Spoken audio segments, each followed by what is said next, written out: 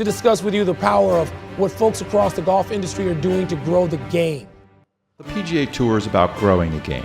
The R&A is about growing the game. Of growing the game, kind of linking these generations together. To grow the game, you got to reach out to the younger generation. The sport needs to compete. That's how we grow the game. Our ambassador of the game and trying to grow the game. Bringing him in is also growing the game too. That's an amazing way to grow the game. It's growing the game. Grow the game. Grow the game. Grow the game. Grow the game. Growing the game. 3 words that have been said by nearly everybody in the golf industry. But what do they mean?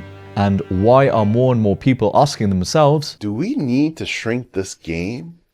In this video, we're diving deep into why golf's biggest stars are missing the mark on growing the game. And this includes critiquing Jon Rahm's move to LIV Golf. We'll also explore why the future of golf doesn't lie with the PGA Tour or LIV, but with YouTube and social media golf instead. Lastly, we'll go into the 3 problems affecting the game of golf at this point in time. Problems that neither LIV nor the PGA Tour are capable of addressing at this point in time. So, let's recap the last 2 years of professional golf. Starting in 2022, LIV Golf and the PGA Tour have been competing to, in their words, create the best product possible. In my words, they're trying to maximize the amount of money they get from their TV and sponsorship deals by drawing in the most amount of viewers. They've been doing this in 2 distinct ways.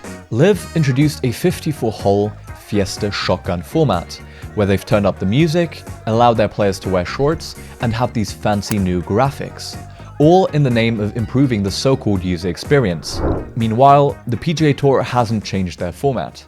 They've instead invested in more behind-the-scenes style content. They've collaborated with Netflix to showcase their players' emotions in the new Full Swing TV series. They've also started paying certain players that are more socially relevant bonuses for being themselves.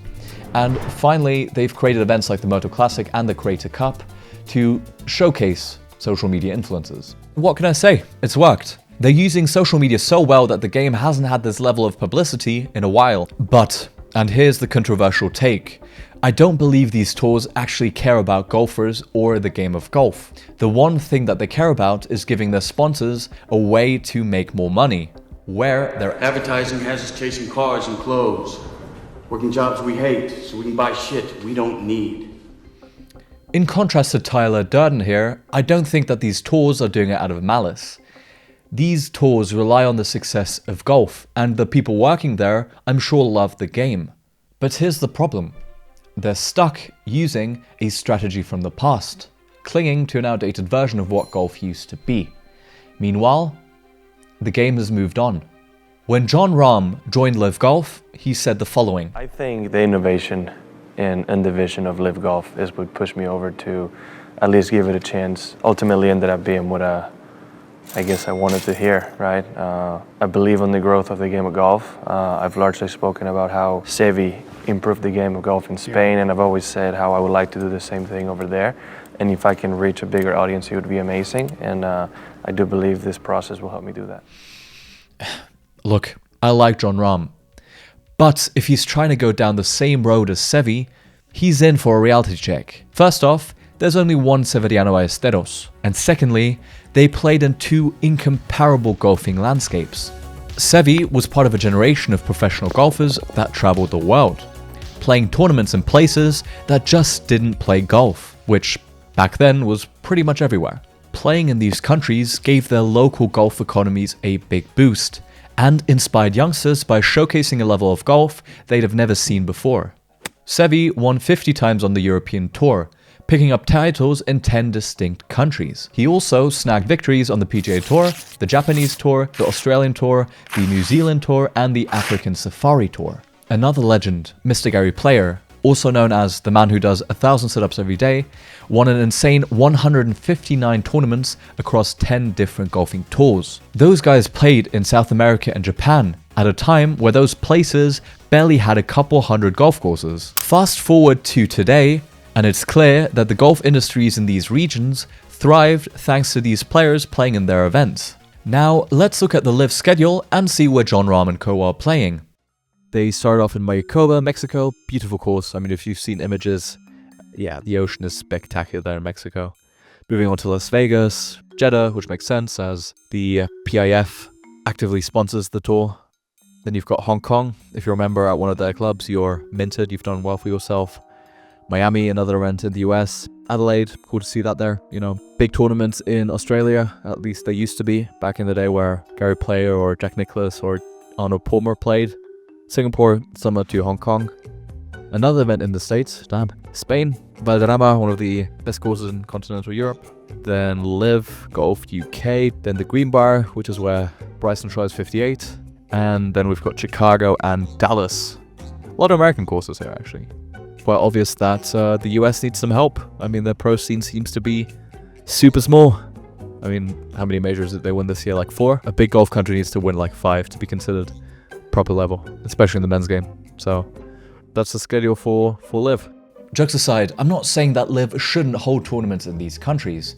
They are catering to already existing fans, and judging by the reaction of the people in Adelaide, people are absolutely loving their events. What I am saying is that they're not playing in any new countries where they could grow the game like Seve did in the past. And to be fair, Live isn't the only one. The PGA Tour does the exact same thing, and that's what's worrying. Let's talk about countries that could actually benefit from hosting these tournaments. As a European, 2 that come to mind are Slovenia and Slovakia. These neighboring countries, with confusingly similar flags, have a population of 7.5 million, 15,000 of which are golfers. Let me repeat that. 15,000 out of 7.5 million. That's 0.02%. Across their 40 golf courses, they average around 400 players per course. These low numbers aren't just stats. They highlight the massive amount of potential which is wasted. South American and Middle Eastern countries have even worse stats. Brazil, the largest country in South America, has 220 million inhabitants, but only 9,000 golfers. Even worse, Iran has a population of 88 million and only 2,000 golfers. Iran is one of the few countries in the world where homosexuality is punishable by death. So statistically, there are more gay people in Iran than there are golfers, which is crazy.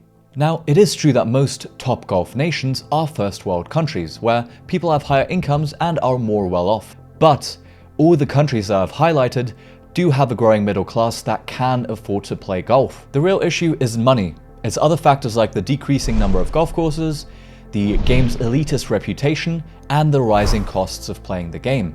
More on that later in the video. If Seve or Gary Player were to play today, I'd believe they'd push their tours to visit countries that have real potential for golf growth. So, by that logic, if Jon Rahm wants to emulate his golfing hero, he should ask Greg Norman to host a few events in non-golfing countries. But let's be real, Liv is not going to set up shop in countries like Slovenia, Slovakia, Brazil, and definitely not Iran. Maybe Jon meant something different when he was talking about growing the game. Maybe he's thinking about doing it the way that Seve did, becoming a champion, winning majors, and inspiring the next generation.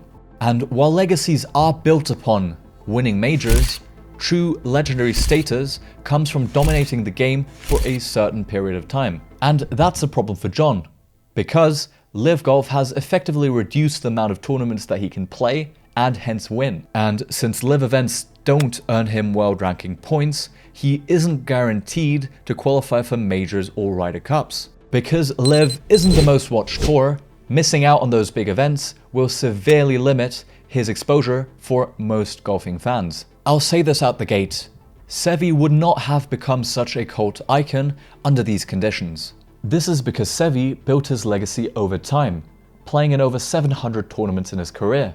Meanwhile, Jon Rahm has barely played in 250. It wouldn't be fair to compare Jon's career to Seve's just yet. He simply hasn't had the time to match Seve's accomplishments. Nevertheless, there's already a clear difference in the impact that they've had. I could dive into how Seve's victories transformed the landscape of European and Spanish golf. But I think there's an even better example of a player elevating golf to new heights. I guess hello world, huh?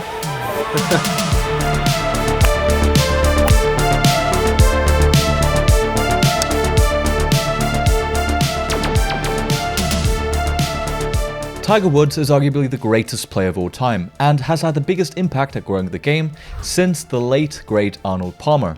Not only was he a marketer's wet dream, he also backed up his hype by absolutely dominating golf in the early 2000s. His athletic, unconventional approach to the game, coupled with the fact that he was a successful black athlete in a sport where, frankly, only white people really succeeded, made the story write itself.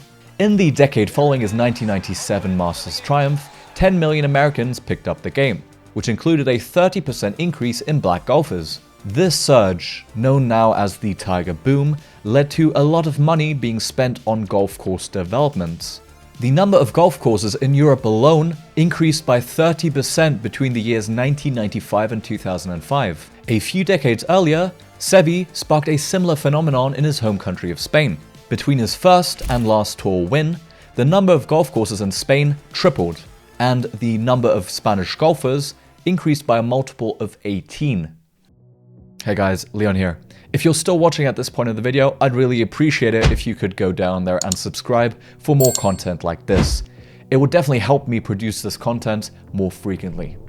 Alright, thank you for listening. Back to the video. So, what were the two things that Seve and Tiger had in common? Firstly, they had time periods where they absolutely dominated the game. And secondly, they were incredibly marketable. No matter what they did on the golf course or who they were off the golf course, they always gave the media something to talk about. So why can't Jon follow in the footsteps of Seve or Tiger? Well, first off, he's not dominating the game of golf at this point in time. I mean, he's even said so himself. The guy to beat at the moment is a player by the name of Scottie Scheffler. It's quite incredible to see what he's been able to accomplish. You know, we've had every year, every so years, there's been great ball strikers that come up. But when you start getting compared to Tiger and things that Tiger has done, that's when you know you are in a level that is quite special, right? He's been playing fantastic golf and doing what he needs to do. So as a competitor, obviously, it's an added motivation to see somebody do so well, because that's what we all strive for. And as a golf fan, it's just absolutely incredible to watch. You know, apart from being number one and a bloody good golfer, the thing I really like about Scottie Scheffler is how down-to-earth the guy is. Scotty, what happened on that shot out of the bunker? I shanked it. I did spend some time stretching in a jail cell. That was a first for me. You know, I had a very supportive family. I have 3 sisters, and I'm sure they went to way more golf tournaments than they would have hoped to when I was growing up. Golf is not just something that I do. It's not my life, you know.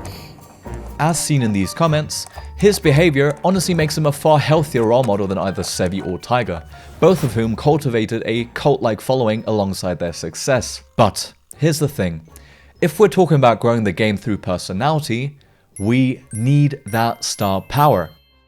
Now, I do think that Jon Rahm is more marketable than Scottie Scheffler is, but his golf just hasn't hit the headlines this year. Sure, he's had a pretty solid first season at LIV, with his team winning 4 events and him taking home the individual Order of Merit. But he didn't win a major, and he's also not regularly competing against 2 of the 3 guys that did win majors this year, that is Scottie and Xander. Since the PGA Tour still has more eyeballs than LIV, Jon just isn't able to showcase how good of a player he is. He also isn't able to showcase his personality off the golf course. It's a vicious cycle.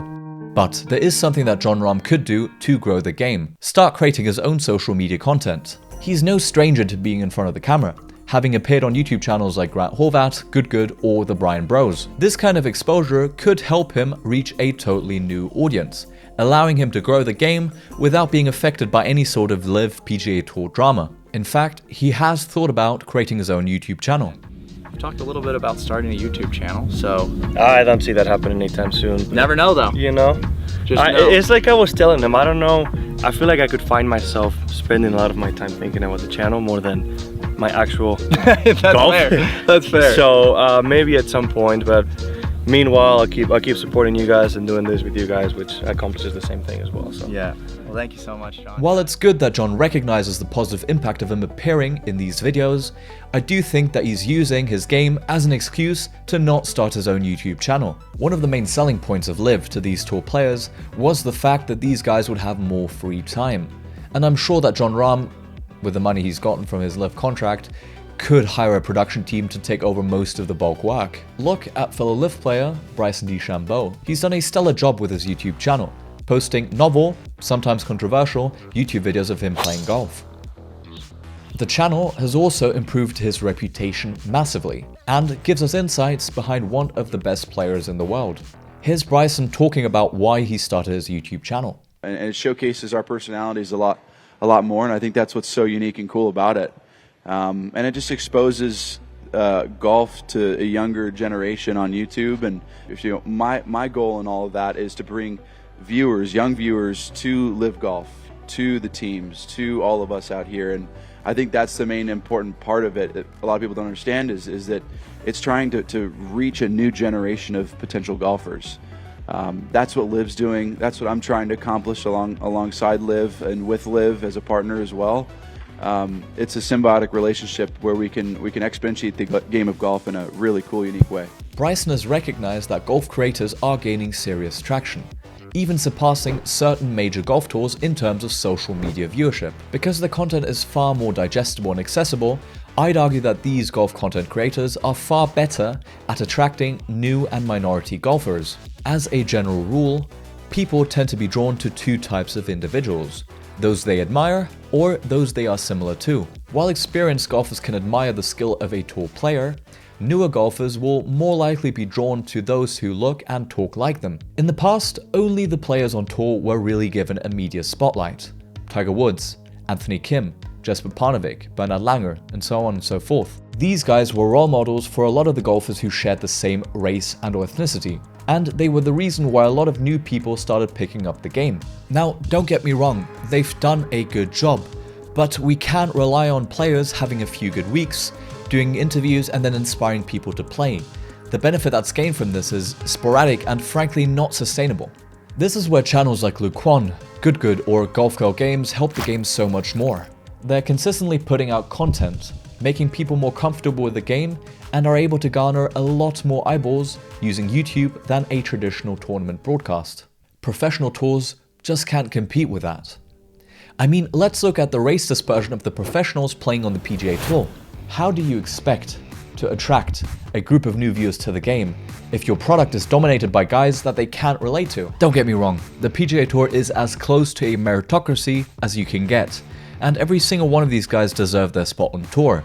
But you can't expect to attract golfers from untapped markets if you don't give them somebody to relate to. But in order to have somebody to relate to, you need more players from that group to pursue professional golf. And for that to happen, you need more players from that group to play it casually. It's a catch-22. That's why Tiger Woods was heralded as such a golfing star. He was a statistical anomaly. And this touches upon a big problem that golf is facing: the lack of diversity in sport. Now, I don't want to get too political here, but we can't ignore how important increasing diversity will be for the future of the game. Because if we don't address this, the US will lose millions of golfers in the next few decades. Let's look at three current statistics. 73% of US golfers are white. Black and Latino players make up 18% of golfers, despite being 32% of the population. And despite making up half the population, only 22% of golfers are women. I mean, this is nothing new. The numbers have always skewed like this. But things are changing. And for the first time in the country's history, white people will become a minority by 2045. And this percentage decrease will only continue as the older, mostly white Gen X and Baby Boomer generations pass away over the next few decades. If we don't actively bring in more women, Latinos, blacks, Asians, and other underrepresented groups into the game of golf, we'll see a staggering drop in participation. And it won't just be about losing players. We'll also lose golf courses, golf manufacturers, and jobs in the golf industry. An industry that in the US alone supports 1.65 million jobs. Think of it this way: if nothing is done to attract these underserved groups, the industry will lose out on billions and billions of dollars, just because they're unable to target and sell to a growing part of the US population. So things need to change. But here's the twist: I actually don't think the problem lies with the number of people that play the game. It's in everything that surrounds it. The decreasing number of golf courses, the entitled attitude around golf clubs, and the rising cost of the game. Attracting people to the game is one thing, but keeping them playing is what will really secure the future of the game of golf. We need to understand why people stop playing golf and invest in the things that will help them stay. I'll paraphrase a Portuguese philosopher on golfers leaving their clubs. They are investments from the past. Not from the last 2 years, from the past. Do you know where are many of players that left the club last season? See where they play, how they play, if they play. Virtually all golf is played at the amateur level, Whether it's your club competitions, a round with your mates, or the occasional trip out of state, these are the environments we need to nurture. Yet they face 3 existential threats, each of which having nothing to do with Jon Rahm, LIV, or the professional game. The first problem is that many golf courses in metropolitan areas are overcrowded, with rounds taking longer and longer. There are some people that are blaming COVID golfers for this, and are hence calling to shrink the game. The real issue isn't the influx of golf players. It's the fact that there are less and less places to play. Between 2005 and 2022, 5,000 or 30% of all US 18-hole golf courses closed down. During that same time period, the number of golfers only dropped by 24%, even though that's also a large decrease. Because the number of golf course closures has outpaced the number of people quitting the game, the average number of players per golf course has actually gone up. And now, thanks to social media and the professional tours, the number of golf players will go up once again. This creates a big problem. Reopening golf courses, even if there is demand, is no easy feat. It's costly, takes a long time, and let's be real, there's only a limited amount of land that is going around.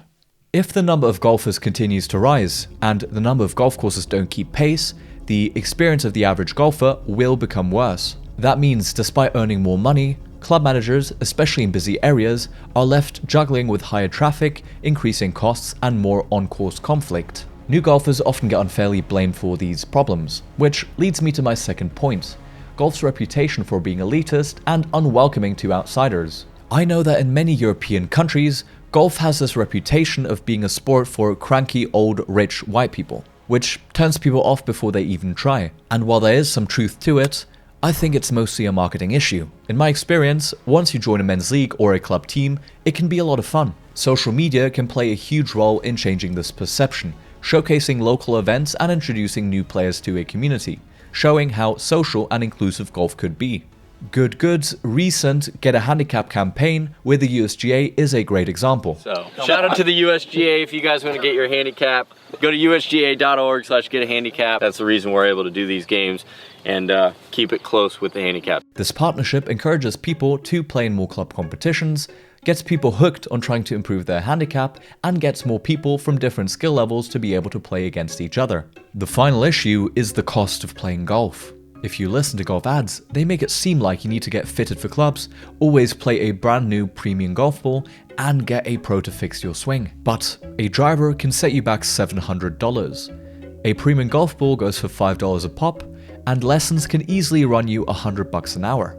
Now, I'm not saying that these things don't help. They'll probably make you play better, but there are cheaper alternatives like buying used clubs or lake balls that will still let you enjoy the game without feeling like you're burning money every time you tee up. These 3 issues, overcrowded golf courses, elitist reputation, and the high cost of playing the game, will impact the average golfer far more than any LIV and PGA Tour merger ever will, and we have to recognize that these big tours aren't equipped to solve these problems.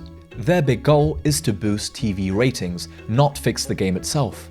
Now, don't get me wrong, I love professional golf and aspire to play at that level one day, but I'm tired of hearing professionals like Rory McIlroy and Jon Rahm saying that they're growing the game, when what they're really trying to do is grow the audience watching them play. Rory was not mad at the LIV defectors because they threatened the game of golf. No, he was mad because it affected him and other professionals. Rory said so himself, and I respect his honesty. I hold no grudges, I hold no resentment over the guys that chose to go and play on LIV. Everyone's got their own decisions to make, and everyone has the right to make those decisions. My whole thing is I'm just disappointed to what it's done to not to the game of golf. The game of golf will be fine, but men's professional golf and this sort of divide we have at the minute, and hopefully we're on a path to sorting that out and getting that to come back together. If professional golf disappeared tomorrow, the game itself would not change.